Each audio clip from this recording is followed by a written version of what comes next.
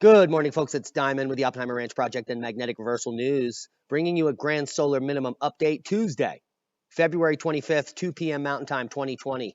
The models are shifting every 6 hours. What was once going to be a blizzard in Chi-Town has moved to the south. It's going to hit more of Indiana and Ohio, and the lake effect snow will be epic. Feet of snow coming off of northern Erie and east of Ontario, and Ontario, Canada itself is in the crosshairs. Meteorological spring to start cold in the northeast. Keep calm. It's boom time. Heavy snow for the Great Lakes through New England, according to this guy in a suit. And there are the snowfall totals through Thursday, currently in the models. Heaviest snow here just east of Lake Erie and Buffalo and upstate New York and Maine. It's insane. Going to be picking up 18 to 24 inches in some areas. But the snow in Chi-Town is going to be limited to 2 to 4 inches. 3 to 6 in the city, they're saying here, with more substantial amounts south of town. Detroit could pick up 8 to 10. We'll see how that unfurls. But be prepared. Winter Storm Watch includes many of Michigan's biggest cities, including Detroit and Ann Arbor, Michigan. Southeast Lower Michigan is under Winter Storm Watch. Here are some quick points about the coming snow. The Winter Storm Watch is for a period from midnight tonight to late Wednesday evening. While we'll have spotty light snow and rain today, the main period of steady snow will arrive late tonight and continue Wednesday and Wednesday evening. That's your boom time. Spring-like temperatures are a thing of the past up in Maine. More snow on tap Thursday, 10 to 15 inches in Wrangley. Is that how you say that? We had our taste of spring on Monday up in Maine, and it's going to be tough to go back to winter after that, but it's still only February, and Thursday is looking deep. Chi-Town area likely to see several inches of snow starting Tuesday, which is today. Denali National Park road closures from landslides could mean problem for Alaska tourism. And the global warming alarmists, with record snow, record cold, and landslides that caused road closures last year, have raised concern about whether there will be full access to Denali National Park and preserve during the upcoming tourist season. So, heads up if you're headed up to Denali. Check the reports. Winter weather update. Summit Stage bus service resumes. I-70 opens at Vail Pass. Hazardous driving and avalanche conditions continue. This was yesterday when some avalanches were seen crushing the road. And look at the visibility on I-70. 0 right there. But conditions have improved today, as they always do. Check out the snowfall analysis from the last 24 hours. The big winners. Upstate Montana, 8 to 10 inches in some areas. South Dakota here picking up a foot on the border with Wyoming. Some heavy snow in northern Nebraska in a pocket, about a foot of snow. And then just some of the snow showing up in Missouri yesterday as this system moves towards Chi-Town. We will check the totals tomorrow. Winter storm to impact parts of the Midwest and the Northeast to New England. A winter storm will slowly develop over the Ohio Valley through Wednesday before rapidly strengthening while shifting into southeastern Canada. Thursday, a band of snow will develop over the Midwest today and into Wednesday, with snow shifting to the interior Northeast on Wednesday night and Thursday. We gave you the details earlier. Heavy lake effect snow is expected in the eastern Great Lakes snow belt on Thursday and Friday. 16 to 24 inches in many areas, and we'll report on the totals after the event. Let's check out the GFS model for the short term. Heavy snow in British Columbia over the next several days, meter or more. And then that snow will drop down into the Cascades right there and into the northern Sierras by Monday.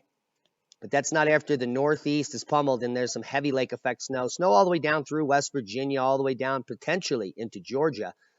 And then as we check the models, another system will bring snow closer to Philly, maybe even all of South Jersey here on March 8th and 9th. 6th, 7th, 8th, and 9th, there's an event. And then there's another southern event coming, and heavy upper Midwest snow. This is not going to be good for melt season. And we're going to be monitoring meteorological spring snow as it piles up. Seismic update. 2 quakes kicking off on the West Coast just now as we start the video. 3.2 in Cerral's Valley, followed by a 3.0 in Santa Cruz Island, which was just upgraded from 2.8 of all things. No other quakes of note worldwide. A little 5.2 in Peru. And over here we see a 5.1 in Taiwan.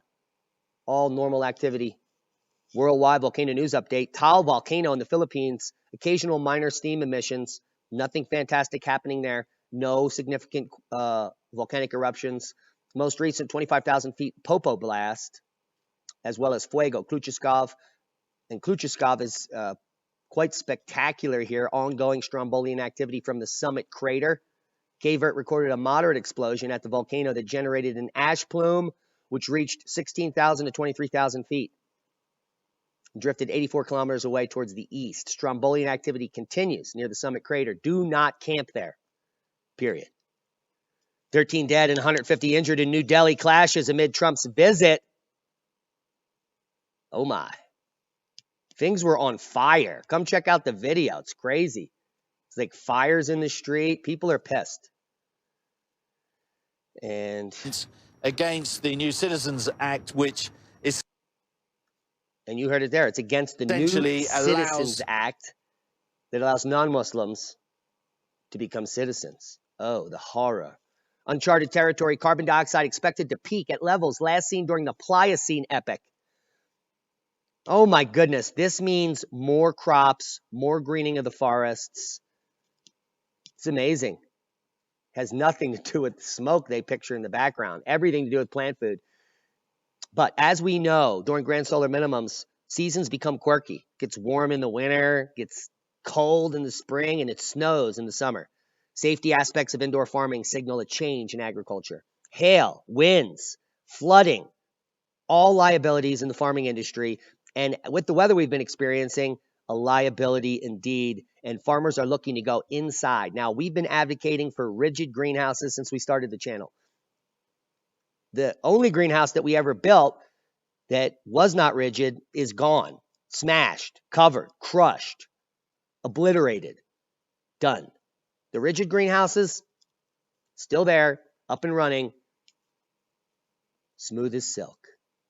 Solar storms may throw off whale navigation and cause strandings. This does not bode well for our future. As the magnetosphere wanes, tiny perturbations in our sun are going to have great effects here on Earth, including more beaching and strandings of whales during these events. Read the paper to bring yourself up to speed. The same thing happens when we have solar storms here and we have a radio blackout in telecommunications. Same thing's happening with the whales. They go radio blackout and they swim right up on shore. They have no idea where they are. And when the Smithsonian discovered an ancient Egyptian colony in the Grand Canyon, do you remember this? Of course you don't, because they've hidden it. They've covered it up and they buried it. And anything they found is no longer available for you to see. Wonder why that is. Some good news. I just spoke to Dr. Gordon Peterson's booking agent. He's the medical director at the Silver Health Institute. He'll be joining us tomorrow evening for a lively discussion on the facts about silver and how it can protect you and your family. Now, Dr. Peterson is no slouch. If you look at his resume, it includes some of the most impressive titles. He holds 4 doctor's degrees. He has a doctorate of naturopathic medicine, PhD from the toxicology program at Utah State, where he also has a PhD in immunology and biology. Insane. And that is just the tippy touch. We'll be talking to him about silver tomorrow.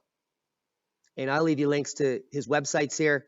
Silver, the solution for viral prevention. And even here, using silver with MERS, colds, and influenza. He wrote about back in 2014. Very telling. Good information.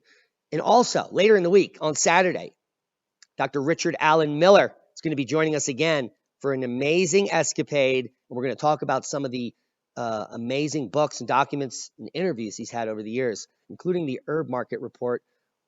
And here, many of you may recognize the picture of this man, Masanobu Fukuoka, and the natural way of farming, Korean natural farming. We're going to dive into this in more detail in more episodes with Dr. Miller. So join us. One other announcement we have is the Crestone Energy Fair. Now, I was delighted to be part of the Crestone Energy Fair last year. I gave 2 discussions on climate solutions now. This is the longest running energy fair, 31 years. And the fair consists of some of the most amazing like-minded people, growing community, sharing knowledge and solutions on how to be more sustainable, self-resistant, and reliant to stop relying on infrastructure and create your own world. That's what this fair is about. Thousands of people come, and I was honored to be asked to be the keynote speaker this year. So I just signed the contracts. I'll be the keynote speaker at the Crestone Energy Fair, and we're going to be talking about what's happening worldwide, the shift, how to build community, how to be more self-resilient, self-reliant. We're going to talk about permaculture and creating your own solutions to problems. That's what goes on at the fair, and we're going to build community and share knowledge. So join us August 14th and 15th, 14th to the 16th in Little Pearl Park, downtown Crestone. Those of you that are interested in going and want a table, you can grab them. If you have some crafts or something to sell, come on out to the fair and join us. There is an Energy Fair logo contest. This is last year's logo up in the top left. The winner of the logo gets a complimentary booth, which costs a couple ducats, and you get a complimentary T-shirt, which are $20 with your design on it. So that's a pretty awesome deal for nothing. So if you're interested in designing the next logo for the Crestone Energy Fair, do some research and get your art on. Hope you got something out of the video. LeakCon is coming up, just about 5.5 weeks. Links will be below. There's also a link for a ticket giveaway. So get on the right path. Come meet us all in person at the meet and greet with the VIP package. If you don't have that kind of money, help design the Crestone Energy Fair logo and get a free booth.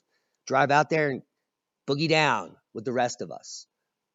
Please share this video with like-minded people. The purpose of this channel is to share knowledge, to break the boundaries that the mainstream media is unwilling to do. But we've broken some boundaries. We love you. Be safe.